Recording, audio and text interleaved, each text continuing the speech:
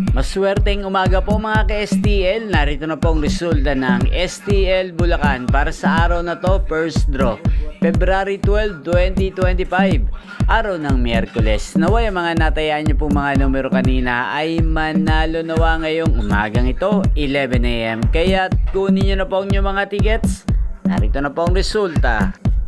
Ang mga numerong nanalo sa STL Bulacan ngayong umagang ito, February 12, 2025, 11 AM. First draw result, 4 at 4 in exact order. Sa lahat po ng tumaya kanina sa STL Bulacan para sa first draw ng 4 at 4 or Pompiang 4, congrats po sa inyo. At ngayong umagang ito sa STL Bulacan, natin pong i-shoutout si Ate Queenie ng Bulacan. Shoutout po sa inyo, Ate Queenie.